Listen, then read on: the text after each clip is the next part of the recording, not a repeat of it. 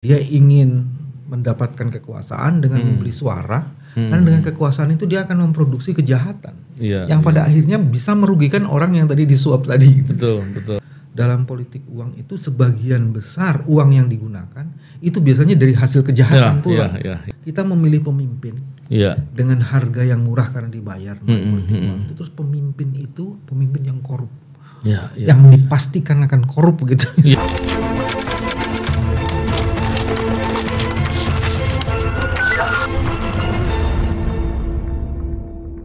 Bismillahirrahmanirrahim. Assalamualaikum warahmatullahi wabarakatuh.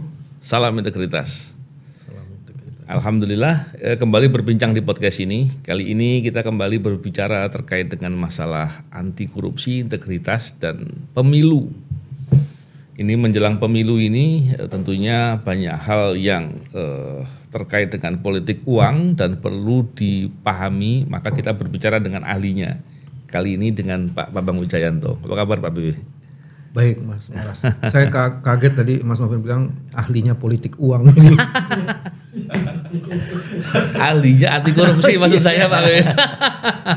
Saya langsung. Kadang-kala begini Pak BW, untuk bisa memahami suatu kejahatan itu kan perlu detail ya. Dan orang ahli-ahli dalam konteks mempelajari dan mencermati kejahatan untuk bisa ditangkap gitu Pak BW. Pak BW gini. Kalau kita lihat sekarang ini menjelang pemilu tentunya dari waktu yang sudah sangat dekat ini praktek politik uang semakin marak nih Pak Bibi. Dan KPK juga membuat tagline hajar serangan fajar gitu kalau nggak salah ya. Dan ini menarik sekali karena publik banyak yang kemudian permisif dengan masalah politik uang ini dan perlu menyadarkan bahwa sebetulnya politik uang ini bukan suatu hal yang menyenangkan, bukan rezeki nomplok, bukan hadiah yang menguntungkan bagi masyarakat. Pak BW bisa memberikan penjelasan bagaimana nih untuk memahamkan tadi Pak BW? Politik uang itu sebenarnya frasa kata yang dipakai terhadap satu tindakan di mana ada orang yang memberi dan kemudian ada yang menerima. Iya. Nah, tapi sebenarnya kata uang sendiri tidak menjadi satu-satunya barang yang ditransaksikan. Tidak hanya uang. Sekarang itu bisa voucher, bisa pulsa, sembako, bisa sembako, bisa macam-macam. Politik uang itu bukan sekedar uang. Dan juga modus operandinya tambah berkembang Mas. Tidak dipertukarkan langsung begini, ada yang melalui misalnya mohon maaf menyebut Gojek atau Grab kayak gitu. Jadi udah ada yang kayak gitu. Jadi bentuknya macam-macam.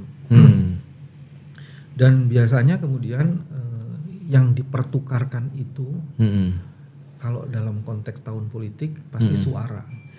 Pasti suara itu politik uang. Bisa juga suara itu memang suara langsung. Dia dihargai sesuai dengan suaranya dia untuk memilih atau tidak memilih. Tapi yang lebih gede juga ada Mas. Gimana ada yang misalnya orang memberi pada satu lembaga tertentu. Mohon maaf misalnya lembaga sosial tertentu. Ada juga pesantren, ada juga sekolah minggu, ada macam-macam. Jadi diberikan. Jadi artinya itu bukan hanya untuk orang per orang, karena dari situ kemudian yang dibeli adalah pengaruh. Pengaruh dari pemimpin dari pondok itu atau lembaga itu. Itu bisa juga terjadi kayak begitu. Jadi pertukaran itu. Teman yang paling menarik adalah kenapa mereka ingin mempertukarkan itu. Kebanyakan ketika orang ingin mempertukarkan suara mau dibeli, dengan gitu dia ingin berkuasa. Pasti orang yang membeli suara itu adalah orang-orang yang biasanya defisit integritasnya atau near integrity. Biasanya kayak gitu. Dia ingin mendapatkan kekuasaan dengan membeli suara, karena dengan kekuasaan itu dia akan memproduksi kejahatan yang pada akhirnya bisa merugikan orang yang tadi disuap tadi. Betul. Nah itu yang orang suka lupa. Jadi ada dan Mas Novel pernah juga mengatakan kalau nggak salah bahwa dalam politik uang itu sebagian besar uang yang digunakan itu biasanya dari hasil kejahatan pula. Betul. Jadi itu modifikasinya itu sekarang berkembang terus menerus. Dan serangan fajar itu agak ini juga tuh Mas, agak mengelabui. Bukan hanya fajar diserangnya. Malam-malam juga. Sekarang ada pembagian bansosnya malam Mas. Iya. Jadi udah itu jangan-jangan lail juga tengah malam juga gitu kan. Iya.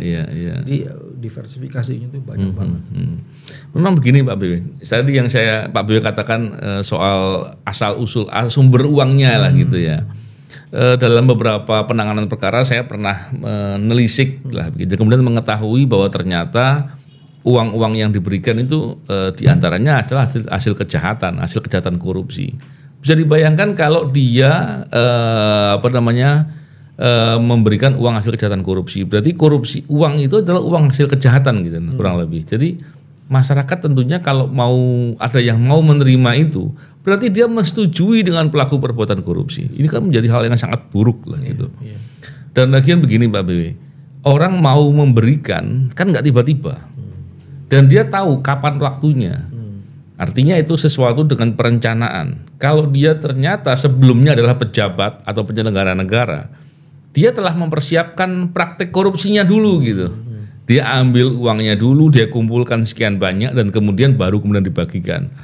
Dan orang kalau memberikan tentunya sebelumnya kan bisa mengira-ngira apakah kalau diberi itu bakal diterima apa enggak ya gitu kan. Kalau ternyata diterima ya dia betul-betul mempersiapkan gitu kan. Yang menjadi menarik kan kalau kemudian masyarakat ini semakin lama semakin paham, dan saya yakin kok sekarang ini udah semakin banyak yang kemudian menyadari lah bahwa uang itu nggak seberapa, tapi dampaknya lama dan menyengsarakan lah, dan buruk sekali. Kesadaran inilah yang perlu selalu terus dibicarakan gitu Pak BW. Bahwa kalau terus kemudian kita menerima, berarti kita telah mensetujui atau mendorong pejabat-pejabat yang serupa, yang punya perilaku serupa tadi, untuk berbuat korupsi dan mempersiapkan dan kemudian menggunakan untuk kepentingan politik uang tadi. Belum lagi kalau setelah itu menjabat. Kurang lebih begitu Pak BW. Pak BW bisa memberikan penjelasan bagaimana tuh? Jadi yang menarik untuk dikemukakan adalah ketika ngomong politik uang dan serangan fajar, yang mesti diperhatikan uang yang diberikan itu sebenarnya oksigen bagi sistem kejahatan sendiri. Jadi kayak kita sedang membangun ekosistem kejahatan, ada orang yang melakukan korupsi, dia terus-menerus harus mendapatkan kewenangan yang juga diberikan terus-menerus, dan untuk itu kemudian dia melakukan penyuapan. Jadi dia adalah oksigennya kejahatan. Jadi kalau kita menerima uang kejahatan, kita sedang menghidupkan kejahatan itu. Nah itu yang kadang-kadang analoginya Pak BW.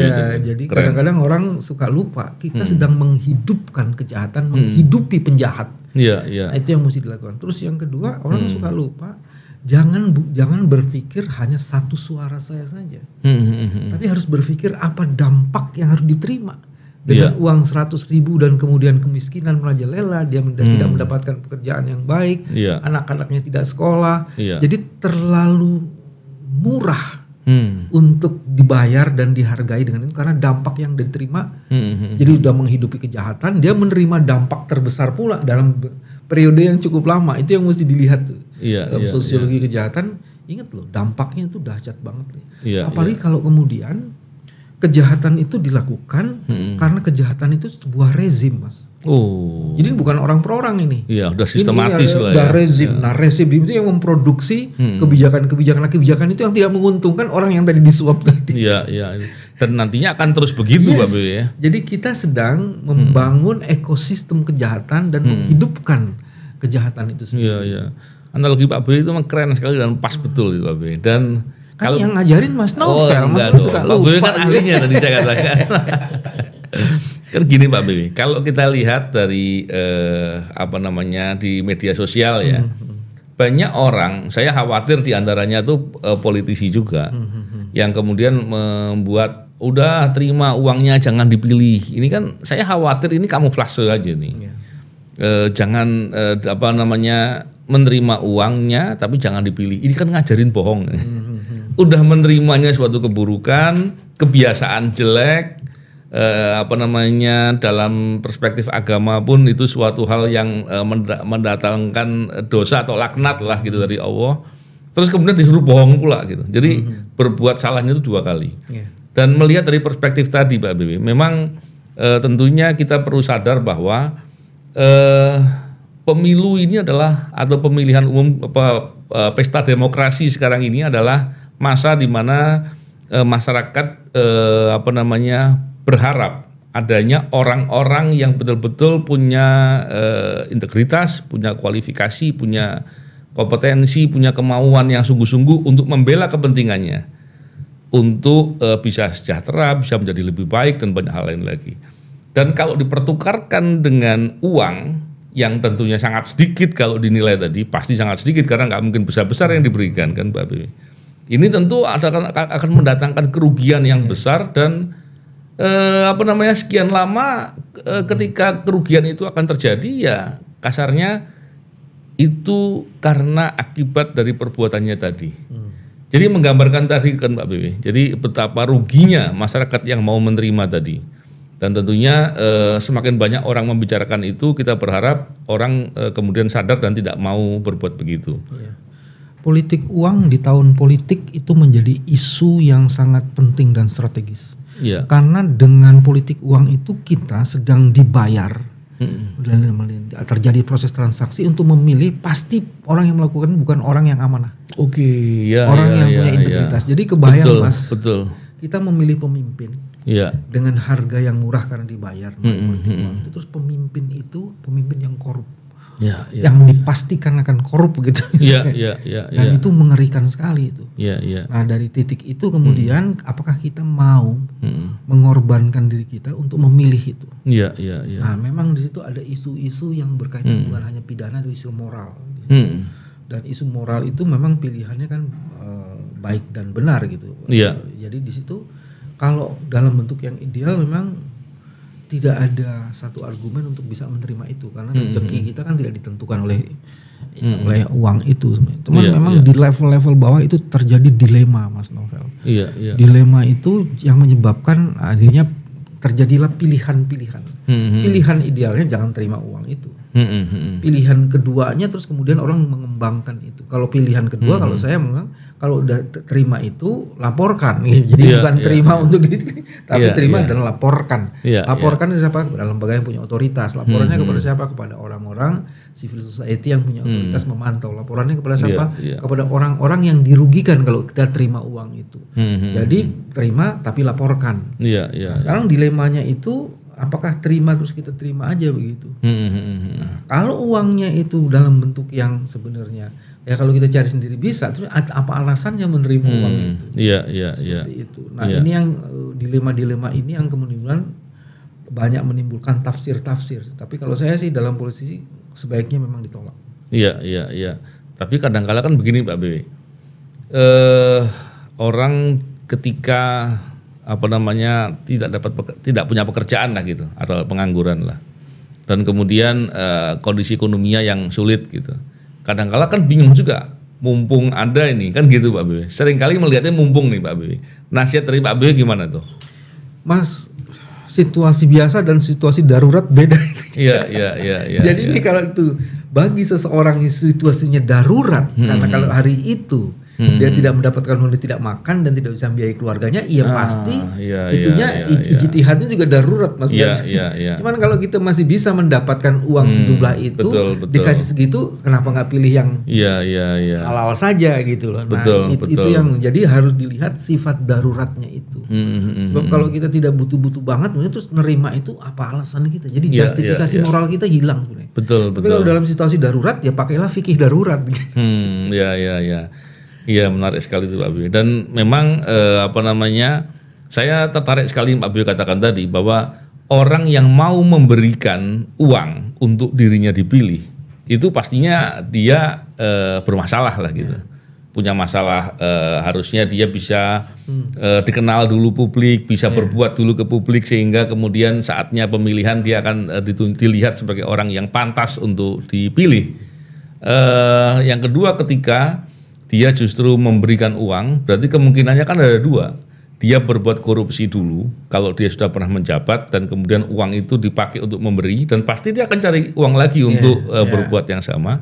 Atau dia kemudian mencari bohir nih, cari orang yang bisa membiayai dulu, dan kemudian dia bayar dengan uang agar dia terpilih, dan kemudian dia cari uang korupsinya dan untuk dipakai membayari mengembalikan uang kejahatannya dan tentunya akan mengumpulkan untuk dirinya. Padahal dampaknya tentunya sangat merugikan dan tidak mungkin ada aspirasinya akan dia bawa untuk itu Pak BW ya. Sebenarnya ada beberapa hal yang sekarang menarik itu adalah gini Mas, bagaimana menghadapi itu. Ya. Bagian yang pertama sebenarnya menghadapi itu, jangan itu menjadi persoalan personal. Karena ketika dia melakukan serangan fajar itu pasti bukan hanya untuk satu orang, tapi satu kampung. Iya. Karena yang direbut adalah suaranya. Betul, menarik. Nah, bisa juga berupa janji. Iya. Kalau menang aku akan kasih ini. Jadi yang pertama mesti dilakukan, jangan ini dihadapi secara sendirian, secara personal. Kalau itu kelompok. Paling tidak kemudian itu ada diskusi untuk ini terima atau tidak ini. Nah, ketika itu terjadi perdebatan gitu, setidak-tidaknya poin kedua terjadi. Apa itu? Itu ada di ruang terang. Iya. Jadi bukan bersifat itu dan kemudian seluruh alat bukti jadi terkumpul. Iya. Ya kan dari situ. Oh ini siapa yang bagi ini? Nah itu rekam jejak kayak gini jadi penting sehingga kemudian ketika akan ada tindakan-tindakan yang tegas lainnya, kita sebenarnya mempunyai banyak informasi yang bisa ditransformasi menjadi alat bukti. Itu yang kedua. Terus yang ketiga, ketahanan sosial bisa dibikin. Maksudnya gini, kalau kita tahu ada serangan seperti itu dan kita punya kelompok, maka kemudian kita bisa saling memperkuat diri dan bahkan mengirim pesan. Ini akan ada kejahatan gini, modus operandinya akan kayak gini, kayak gitu. Nah itu juga jadi menarik karena dengan begitu kita membangun sistem resiliensi Mas, sistem ketahanan itu yang menyebabkan kita punya kemampuan untuk menolak. Kalau sendirian mungkin agak susah ya. Apalagi yang ngasih itu Pak RT-nya, Pak atau ketua orang yang punya hubungan patron dengan kita itu agak rumit. Cuman kalau berkelompok Pak, kami memutuskannya begini, Bapak nggak bisa. Ya kalau Bapak mau begitu, jadiin aja apa begitu untuk kepentingan ini. Cuman kita juga nggak janji untuk ini. Cuman yang lebih penting lagi sebenarnya kan gini Mas. Di bilik suara Anda punya kebebasan untuk menentukan apa pilihanmu. Betul. Apapun pilihan kita terhadap menerima uang atau tidak gitu. Jadi itu juga jadi jangan sampai kemudian kita betul-betul terbeli gitu loh. Karena siasah juga diperlukan di sini. Dan gini Pak BW, di beberapa tempat saya mendengar nih Pak BW, tentunya cerita yang saya dengar itu bisa jadi perlu dikonfirmasi lebih lanjut. Tapi paling tidak gambarannya begini. Ada orang-orang Pak BW yang kemudian orang ini mencari jejaring di bawahnya mungkin agak 30 orang begitu. Dan kemudian KTP-nya diambil katanya. Dan setelah itu ketika nanti di bilik suara dia harus memoto pilihannya. Setelah itu baru KTP akan dikembalikan dengan diberikan sejumlah uang. Itu bisa jadi menjadi modus operandi itu Pak BW. Gimana Pak BW kalau melihat dari fenomena atau indikasi tadi? Sebenarnya yang mestinya dikemukakan saya menduga sebelum mesti dibaca lagi. Bukankah di bilik suara itu tidak membawa alat-alat komunikasi ya Mas? Oh nggak boleh ya? Masalah nggak boleh. Dan bahkan seharusnya memang dilarang dua alat komunikasi. Karena pertanyaannya untuk apa alat komunikasi di bilik suara? Apa dia? Telepon kan enggak. Nggak ada gunanya. Dan justru itu untuk meminimalisasi potensi terjadinya tekanan-dugaan. Kayak gitu. Terus yang juga jadi penting sebenarnya di bilik suara itu kalau kita dibebaskan diri dari alat komunikasi, kita punya kebebasan untuk menentukan siapapun pilihan kita. Dan fakta menunjukkan orang-orang yang menyuap kita itu biasanya adalah orang-orang yang bukan sekedar nir integritas, cuman kebijakan yang dimilikinya kebanyakan sebagiannya adalah merugikan kepentingan kita. Menarik tuh Pak Bu. Jadi nggak boleh Pak Bu ya, bawa alat komunikasi ngambil itu harusnya nggak boleh. Menurut saya sih semestinya nggak boleh. Seandainya itu ada. Sebaiknya kemudian para pemantau dan saksi itu justru yang mengingatkan dan bahkan memvideokan itu. Jadi ada jadi diawasi juga tuh proses pemilihan. Dengan begitu itu. Kemudian ada semacam pertahanan untuk saling mengontrol itu Mas. Dan Pak BW kalau dilihat kan belakangan ini juga banyak di media sosial terkait dengan penggunaan bansos nih Pak BW. Bansos dianggap diprivatisasi lah gitu. Ini bansos dari siapa, dari pejabat A gitu kan disebutkan. Dan pola-pola begini kan sebetulnya pengelabuhan lah atau pembodohan lah Pak BW. Karena sebetulnya masyarakat kan yang punya hak lah untuk atas bantuan yang telah dialokasikan tadi kan gitu Pak BW. Dan diberikan kan bukan berarti dia harus kemudian merasa berhutang budi secara personal dengan orang yang membuat kebijakan itulah barangkali. Gimana Pak BW melihat fenomena itu Pak BW? Bansos dalam sejarah politik di Indonesia dipakai pada periode Pak SBY. Oh.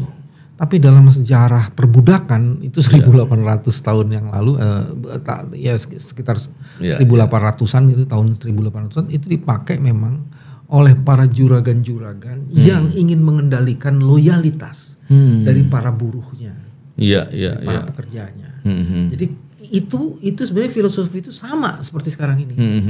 Bansos yang digunakan secara personal, yang dianggap sebagai kebijakan gentong babi itu sebenarnya digunakan untuk membuat hubungan patronase itu supaya loyalitas orang kepada pimpinannya itu tetap terjaga. Jadi itu sebenarnya kalau dilihat tuh modus operandi itu kejahatan di sekitar periode masa kegelapan itu sebenarnya. Itu bagian yang pertama itu. Terus bagian yang kedua yang mesti dilakukan adalah ketika menjaga loyalitas dan diberikan gentong babi itu kan kemudian proses ini akan selalu berulang. Dan itu sebenarnya kita sedang menjaga kejahatan yang dilakukan oleh ini. Jadi loyalitasnya dipakai untuk apa? Menjaga kejahatan itu. Betul. Nah sekarang kalau kita melakukan itu saja, itu juga artinya kita sedang menjaga kejahatan dan itu sebenarnya politisasi bansos itu terjadi. Sekarang kemudian diskusinya tambah lagi Mas. Tindakan memberi bansos yang dipersonalisasi dan dipolitisasi itu punya indikasi sebagai penyalahgunaan kewenangan kan. Itu kan uang negara Mas. Penyalahgunaan uang negara untuk kepentingan privat. Jadi dia sudah sama identiknya dengan tindak pidana korupsi kan. Karena itu kan uangnya bukan uang dia. Terus diklaim sebagai uangnya dia. Terus kemudian diklaim sebagai uangnya dipakai. Kemudian dipakai untuk membayar ini loh. Itu kan uang negara yang diprivatisasi yang dipakai untuk kepentingan dia. Dia mendapatkan keuntungan dari situ.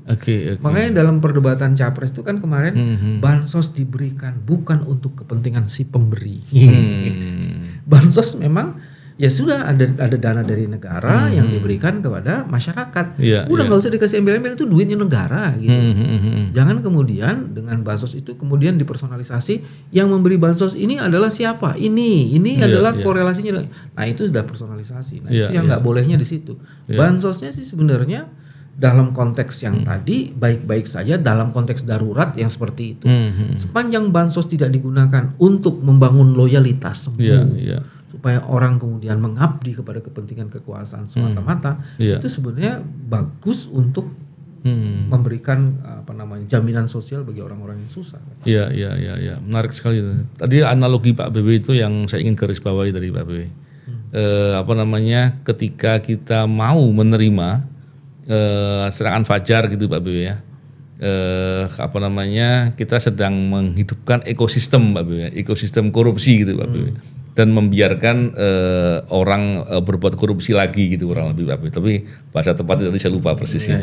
Tapi kurang lebih seperti itu, dan itu menarik sekali Pak BW. Dan tentunya dengan perbincangan ini kita berharap kemudian masyarakat benar-benar membuat pilihan dengan cara yang benar, dengan cara yang tidak dipengaruhi dengan politik uang dan pengaruh-pengaruh tadi seperti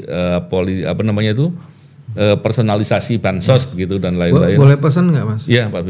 14 Februari itu adalah hal yang paling sakral bagi siapapun pemilih yang akan menggunakan hak pilihnya. Dan diharapkan pemilih memang menggunakan hak pilihnya. Dia mempunyai kemerdekaan, kebebasan sepenuh-penuhnya untuk menentukan pilihannya. Sekalipun dia pernah mendapatkan bansos, mendapatkan serangan fajar dan macam-macam. Dia mempunyai kebebasan dan pilihlah sesuai dengan apa yang kata nuraninya. Nah, untuk memilih itu lihatlah. Satu, apakah orang yang dipilih itu adalah orang-orang yang amanah, yang justru bukan memberikan serangan fajar. Satu itu. Terus kedua, apakah orang yang dipilih itu akan memberikan kira-kira jaminan bagi sebuah kepentingan yang sekarang sedang dihadapinya atau sedang diinginkannya. Terus bagian yang ketiga, apakah orang yang dipilih ini adalah orang-orang yang akan melakukan perubahan-perubahan yang bisa menyebabkan bahwa kesejahteraan, keadilan, kecerdasan itu kita bisa mendapatkan. Ya, menarik sekali Pak BW. Semoga perbincangan ini bisa mendatangkan pemahaman bagi masyarakat menjadi lebih baik dan memilih ikut dalam kontestasi pemilu ini untuk memilih yang terbaik dan kita menjalankan agar proses demokrasi menjadi lebih baik. Terima kasih Pak BW. Baik. Salam integritas. Assalamualaikum warahmatullahi wabarakatuh.